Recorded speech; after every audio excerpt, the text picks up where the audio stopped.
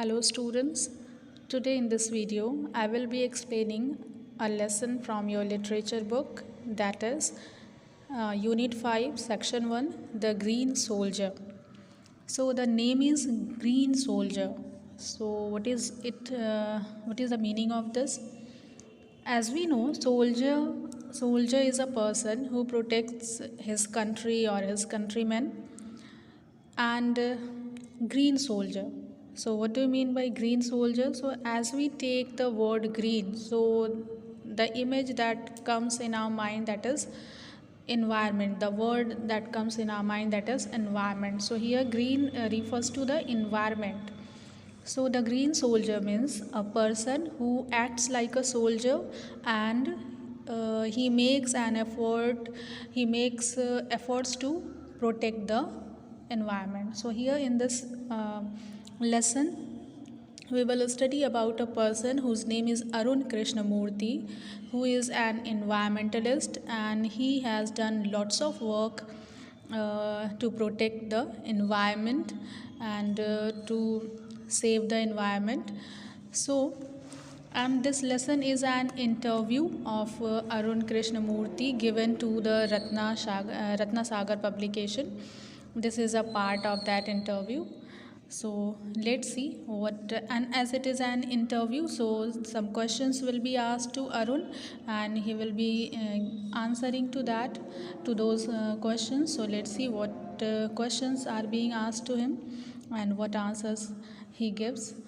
So a lot of people are now aware of the tremendous damage. Tremendous means huge, बहुत बड़ा, that we as a species are inflicting on the environment. Inflicting means imposing, and here species is referring to we, the human beings. Okay, so a lot of people are now aware of the tremendous damage. So there are so many people, a lot of people now we are aware of. We know the tremendous damage, the huge damage that we have done as a human being. We have imposed on the environment. हम सबको पता है कि हमने as a human being कितना बड़ा नुकसान हमने इन्वायरमेंट को किया है. Some people have devoted their lives to protecting the environment, but there are a few people who have devoted their lives, who have shown their dedication towards the environment, towards the protection of the environment. बहुत सारे ऐसे लोग भी हैं जिन्होंने अपनी पूरी ज़िंदगी को इन्वायरमेंट के प्रति समर्पित कर दिया है. उन्होंने अपनी पूरी ज़िंदगी इन्वायरमेंट को बचाने के लिए बहुत सारे काम किए हैं, and Arun Krishnamurthy is one of them. So Arun Krishnamurthy भी कुछ ऐसे लोगों में से ही एक हैं जिन्होंने इन्वायरमेंट को प्रोटेक्ट करने के लिए अपनी लाइफ को डिवोटेड कर दिया है, समर्पित कर दिया है. Now read this interview with him. So now the interview starts. Here is a little information about Arun Krishnamurthy. The lesson begins. Arun Krishnamurthy was just 17 when he founded the NGO Environmentalist Foundation of India, AFI. So Arun Krishnamurthy was just 17 years old, okay, when he founded the NGO. वो बस 17 years के थे जब उन्होंने NGO को establish किया, NGO को start किया, and the name of his NGO is Environmentalist Foundation of India, that is AFI. Beginning with the turtle walk, and he starts the NGO means in the very beginning he started a movement. उन्होंने एक movement start किया, NGO उनका जो NGO था उसकी beginning किससे होती है? It begins with the turtle walk. And what is it? Turtle walk था क्या? It was a move to save turtle eggs and young hatchlings along Chennai's shoreline. Chennai की जो शोर लाइन है, जो समंदर के किनारे का एरिया है, वहाँ पे जो टर्टल एग्स पाए जाते हैं, कछुए के अंडे, एंड यंग हैचलिंग्स मीन्स जो अंडे से तुरंत बाहर आए हुए जो ऑफ स्प्रिंग्स होते हैं उनको बोला जाता है. So it turtle walk is a move to save turtle eggs and young hatchlings along Chennai shore line. जो टर्टल के एग्स हैं उनके यंग हैचलिंग्स को बचाने का, उनको सेव करने का के लिए एक मूवमेंट चलाया गया था, और उसको क्या नाम दिया गया? Turtle walk. Arun and his team of volunteers have cleaned 44 lakes and restored 58 water bodies across 12 states in India. And Arun and his team, they have done so many work, and they have done the work not only in Chennai but outside Chennai also, means total 12 states in India. India के करीब 12 states में उन्होंने काम किया है। और अरुण और उनकी टीम ने क्या क्या काम किया है? Arun and his team have cleaned 44 lakes. उन्होंने एटलीस्ट 44 लेक्स को क्लीन किया है। And they restored 58 water bodies. और जो 58 वाटर बॉडीज़ थी उनको रीस्टोर किया। रीस्टोर का मतलब कह सकते हैं कि वो ख़त्म होने की कगार पे थी और उनको उन्होंने वापस रीस्टोर किया। The team cleans lakes, beaches and juice, plants trees, educates people through street plays, and also makes environmental friendly paper bags. And what is the work of Arun's team? Arun की टीम का काम क्या है? वो लोग करते क्या हैं? The team cleans lakes, lakes को क्लीन करती हैं, बीचेस एंड जूस को क्लीन करने का काम करती है team. And they plant trees also, trees plantation भी वो करते हैं। And they educate people also, the team educates people also. And through street plays, जो नुक्कड़ नाटक होते हैं उनकी हेल्प से, उनके थ्रू वो लोगों को एजुकेट करने का भी काम करते हैं। And they also make environment friendly paper bags. Arun's team has students who joined him when they were in class 7 and continue to work with him even now. So Arun की टीम के जो members हैं वो कौन है? Arun team has students. उनकी team के member जो हैं वो स्टूडेंट्स हैं, बहुत एडल्ट लोग नहीं हैं, बहुत बड़े लोग नहीं हैं। They are just students and who joined him when they were in class 7। और उन स्टूडेंट्स ने अरुण की टीम को तब ज्वाइन किया था जब वो स्टूडेंट्स किस क्लास में थे? इन class 7। And they still work with him with Arun, मतलब वो अभी भी अरुण के साथ काम कर रहे हैं। So now the part of interview is given. The first question which was asked to Arun is, which experience as a child inspired you to take up the cause of the environment, and what was your first activity? So the question is that what inspired Arun to take up the cause of the environment? Environment के लिए कुछ करने के लिए कौन सा experience ने उनको इंस्पायर किया, and what was his first activity? So he answers that a beautiful lake next to my house, which once had a lot of birds, frogs and snakes, was heavily polluted. So what happened? There was a lake, beautiful lake next to his house, and it was polluted by the people.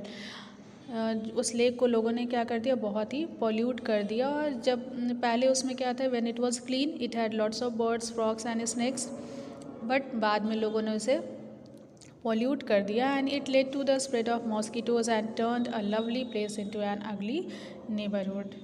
and due to the pollution वहाँ पे mosquitoes spread हो गए and that lovely place turned into an ugly neighborhood. वो एक lovely place एक ugly place में change हो गई. This hurt me and I wanted to do something about it. and this the pollution spread in that lake hurt Arun so much. इस बात से उन्हें बहुत दुख हुआ and he decided to do something about that.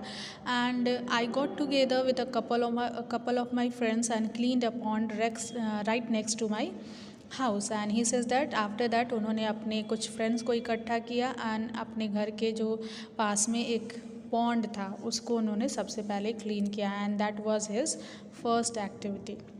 Now let's see the next question.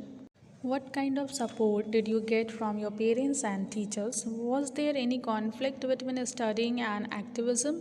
So activism means working towards achieving change, usually as a group. किसी change को achieve करने के लिए किया जाने वाला काम.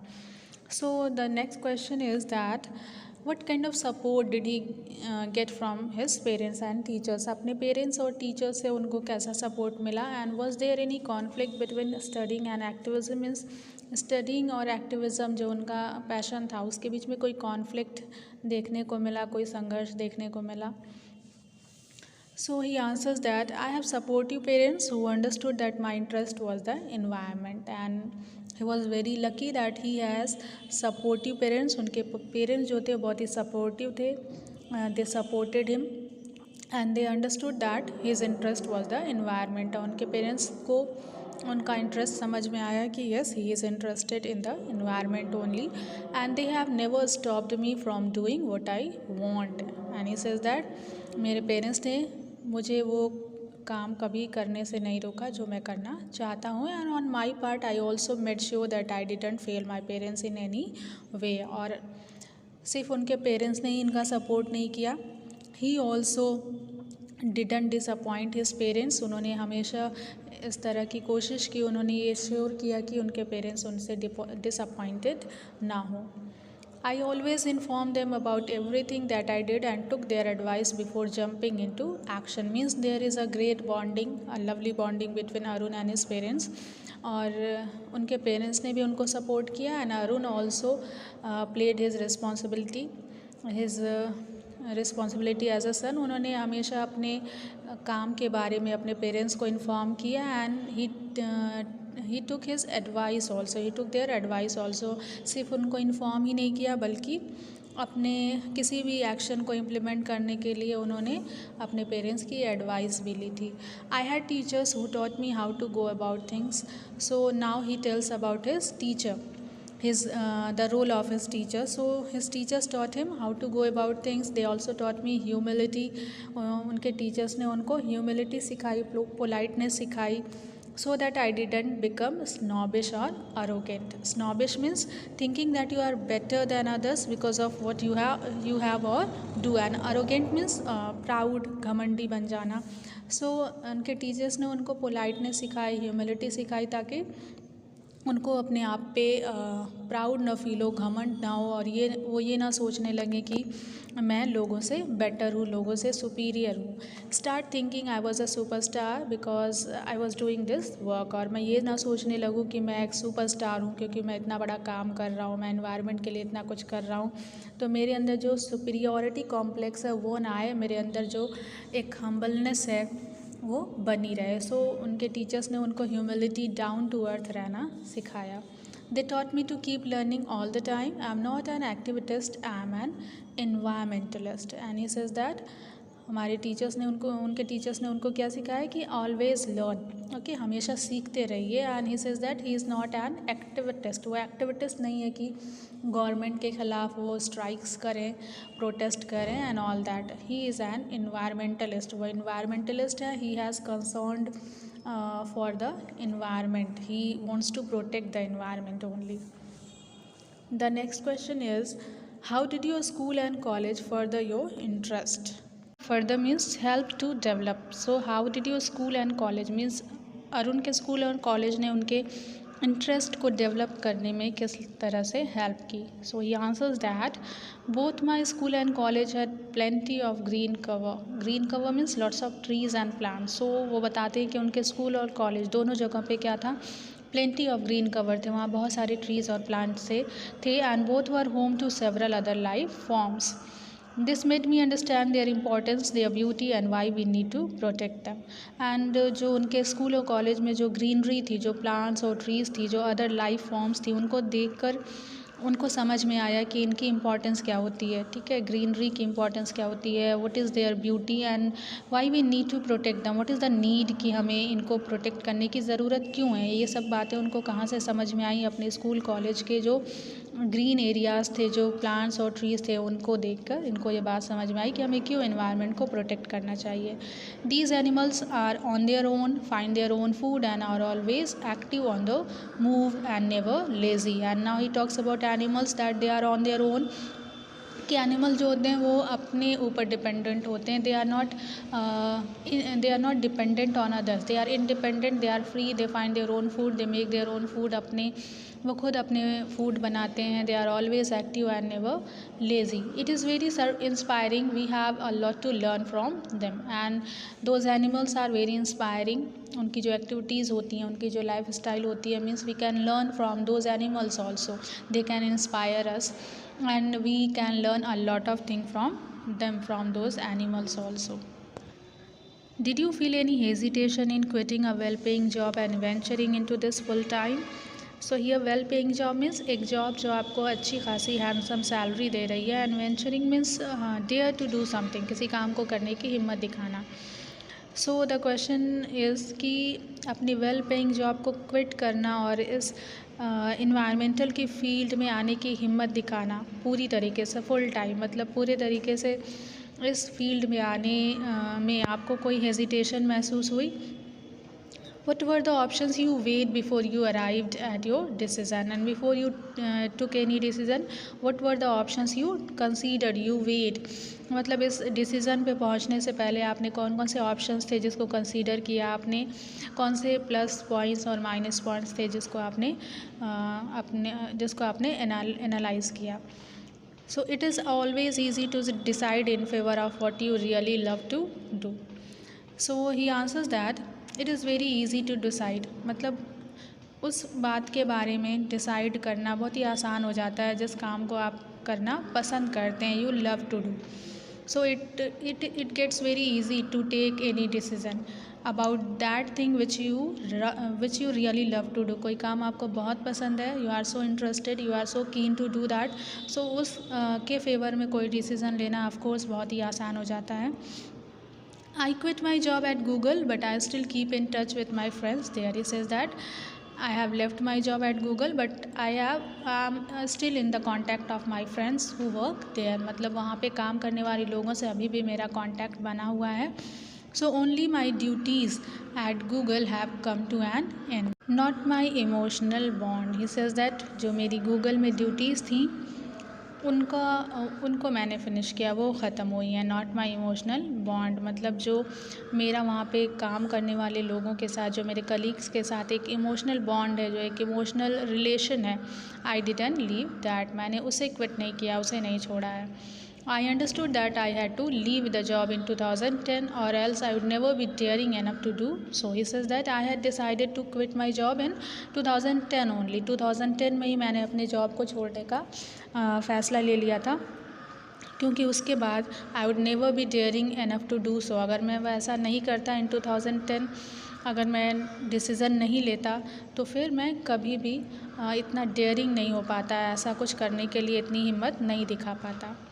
I couldn't sit back and enjoy life when environmental damage continued on such a large scale. He says that this line shows his concern for the environment कि जहाँ जब इतने बड़े स्केल पे, इतने बड़े पैमाने पर environmental damage continue है, होता ही जा रहा है, that time I cannot sit back and enjoy life. उस टाइम में अपनी लाइफ को एंजॉय नहीं कर सकता. ऐसा नहीं कि मैं आइडल बैठा रहूं और अपनी लाइफ को एंजॉय करूं और इन्वायरमेंटल डैमेज को होते हुए देखता रहूं. This line shows his concern कि वो कितना डेडिकेटेड है टूवर्ड्स द इन्वायरमेंट.